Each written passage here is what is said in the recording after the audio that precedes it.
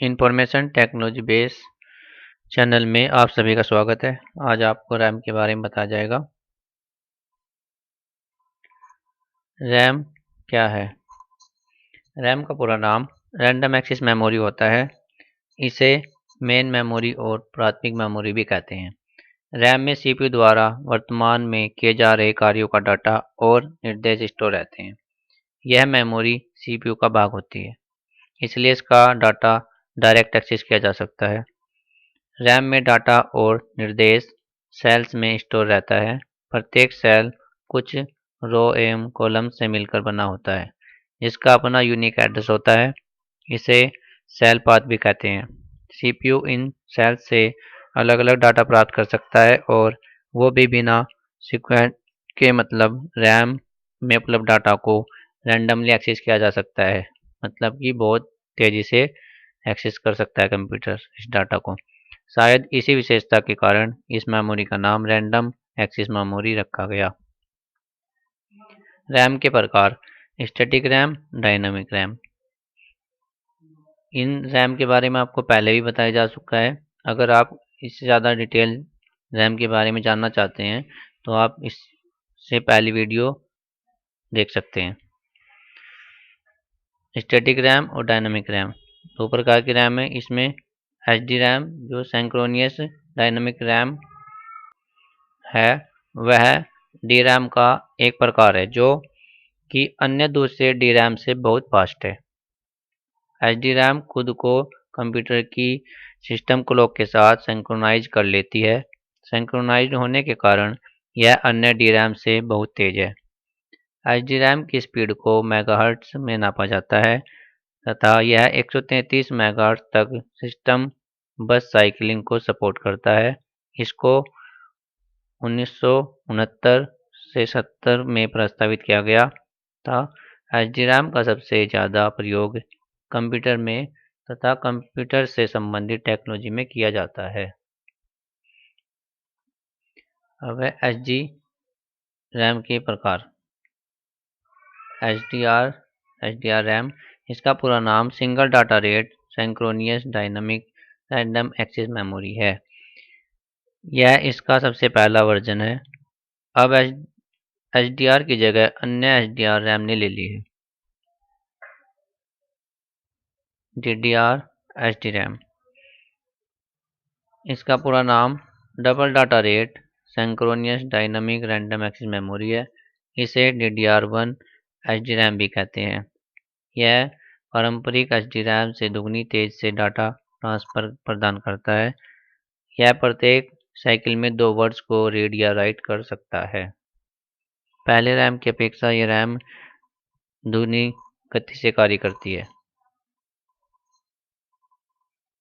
Number 3, DDR2 HD RAM, इसका पूरा नाम double data rate 2 HD RAM है। यह DDR एचडी रैम की तरह ही समान है, परंतु यह प्रत्येक क्लॉक साइकिल में 4 वर्ड्स को रीड या राइट करती है। इसे 2003 में प्रस्तावित किया गया था। नंबर 4, DDR3 एचडी रैम, इसका पूरा नाम double data rate 3 HD RAM है। इसकी गति DDR2 से दुगनी है, अर्थात यह प्रत्येक साइकिल में 8 वर्ड को या राइट करती है। DDR4, इसका पूरा नाम double data rate 4 HDR RAM है। इसकी परफॉर्मेंस तथा गति एचडीआर रैम के अन्य वर्जन की तुलना में बेहतर है। इसे 2014 में के माध्यम में प्रस्तावित किया गया था। DDR5, इसका पूरा नाम double data rate HDR RAM है। यह अभी अंडर डेवलपमेंट में है। DDR5 जो है वह पावर कंज्यूमेशन को कम कर देगा तथा अक्षमता को बैंडविड्थ को बढ़ा देगा। बैंडविड्थ में कई तकनीक अर्थ है, लेकिन इंटरनेट के लोकप्रिय होने के बाद से प्रति यूनिट इंफॉर्मेशन के वॉल्यूम के रूप में इंटरनेट कनेक्शन हैंडल किया जाता है।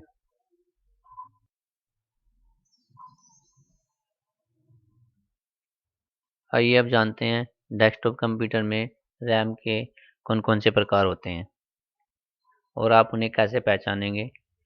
कौन सी रैम कौन सी कंप्यूटर में लगाई जाती है। इनमें से कौन सा बेहतर है? DDR1, DDR2, DDR3, DDR4, DDR5 में से कौन सा बेस्ट है? पहले हम जानेंगे इनमें से फिजिकल डिफरेंस क्या होता है। अब आप ध्यान से सुने। पहले जाने कि क्या इसको हम एक दूसरे की जगह पर लगा सकते हैं, यानी कि जिस मदरबोर्ड में अंदर DDR1 या DDR2 लगा है उसकी जगह पर हम DDR3 लगा सकते हैं, या DDR3 लगा है तो क्या उसकी जगह पर DDR4 लगा सकते हैं? नहीं, बिल्कुल भी ऐसा नहीं कर सकते हैं, क्योंकि DDR1 का स्लॉट बिल्कुल अलग होता है, DDR2 का स्लॉट अलग होता है। ये जितने भी होते हैं सब का स्लॉट अलग अलग होते हैं। अगर आप फिजिकली जानना चाहते हैं तो जैसे मैंने कंप्यूटर की वीडियो में बताया था कि ट्रांजिस्टर जैसे जैसे छोटा होता चला गया तो जनरेशन चेंज होती जाती है, वही टेक्निक यही यहाँ भी काम करती है। जितना ट्रांजिस्टर छोटा होता चला गया और छोटे से छोटी चिप बनती चली गई और बेस्ट से बेस्ट परफॉर्मेंस उससे लिए जाने लगा, तब उसका जनरेशन चेंज हो जाता है। आप यहाँ पर देख सकते हैं। एक एक बात का ध्यान रखें, जिस रैम पर केवल DDR लिखा हुआ है तो वो रैम DDR1 है। जैसे कि आप देख रही हैं सबसे ऊपर फर्स्ट में DDR1 है, इसमें बड़ी बड़ी चिप लगी हुई हैं। अगर आप इसे पलट कर देखेंगे तो दोनों तरफ बड़ी बड़ी चिप मिल सकती हैं, और तब ट्रांजिस्टर को छोटा किया गया, चिप को छोटा किया तो DDR2 के अंदर आप देख सकते हैं वही चिप छोटी हो गई है। इसी प्रकार आप DDR3 में देखेंगे कि चिप को छोटा किया गया है। DDR2 में भी चिप दोनों ओर लगी होती हैं, लेकिन DDR3 में चिप एक ही तरफ होती है। इसी प्रकार जितनी छोटी चिप होती जा रही है इतना ही बेस्ट परफॉर्मेंस होता जा रहा है।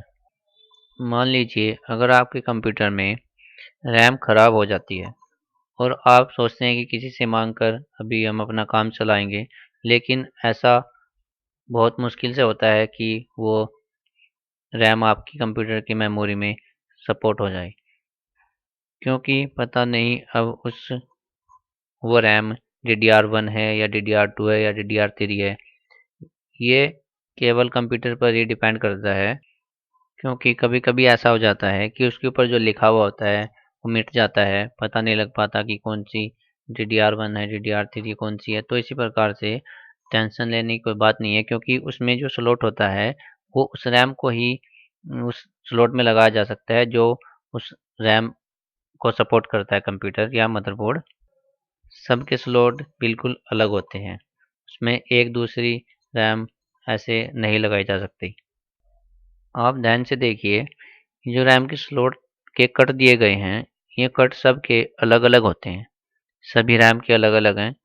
इसलिए कोई भी रैम किसी भी गलत स्लॉट में नहीं लगाई जा सकती, या DDR2 के स्थान पर DDR3 या DDR3 के स्थान पर DDR4 ऐसा कभी नहीं हो सकता। इसी प्रकार लैपटॉप के स्लॉट होते हैं, DDR1 में DDR2 नहीं लगा सकते और DDR2 में DDR3 नहीं लगाई जा सकती, ये गलती नहीं हो सकती। इसलिए रैम और कंप्यूटर के जनरेशन के हिसाब से ही रैम उसमें लगाई जाती है, इसलिए इस रैम में फिजिकल डिफरेंसेस होते हैं। आइए अब देखते हैं टेक्निकल डिफरेंसेस क्या क्या होते हैं इनके। जैसे DDR1 है, अब DDR में भी कई प्रकार की होती है, DDR200, DDR266, DDR333, DDR400। अब मान लीजिए आपको DDR1 रैम लेकर आनी है, तो आप लेकर तो आ जाएंगे DDR1 रैम, लेकिन आप कंप्यूटर में लगाने के बाद देखेंगे कि कंप्यूटर की स्पीड नहीं आ पाएगी, मतलब जब इसमें अलग अलग डिफरेंसेस होते हैं। इसी प्रकार से DDR2 की होती है, इसी प्रकार DDR3 की होती है। तो मान लीजिए अगर आप DDR1 1 लेकर आए, आपने पैसे देकर आए DDR 400 के और वहाँ पे उन्होंने दे दी DDR 200, तो आपके कंप्यूटर जो स्पीड है वो स्लो रहेगी, सही तरीके से नहीं चल पाएगा। तो इस बात का आप ज़रूर ध्यान रखें, जब आप रैम लेने जाएं या ख़रीदने जाएं तो जितनी भी रैम है, जोन सी आप रैम लाना चाहते हैं उसी हिसाब से आप उस रैम के पैसे देकर आएँ। क्योंकि अगर आप DDR3 में से DDR3 में 1600 और DDR3 में 800, अगर मान लीजिए आप DDR3 में 1600 जो रैम है उसके पैसे देकर आए और उन्होंने दे दिया आपको DDR 800, तो उसी प्रकार से कंप्यूटर की स्पीड नहीं बन पाएगी। तो ये बात आप ज़रूर ध्यान रखें, इसलिए मैंने आपको फिजिकली और टेक्निकल डिफरेंस दोनों अच्छे से समझाए हैं, ताकि आपके अच्छे से समझ में आ जाए और आप कंप्यूटर की स्पीड भी अच्छे बना सकें। इनमें आप लाते समय स्टैंडर्ड नेम का ज़रूर ध्यान रखें।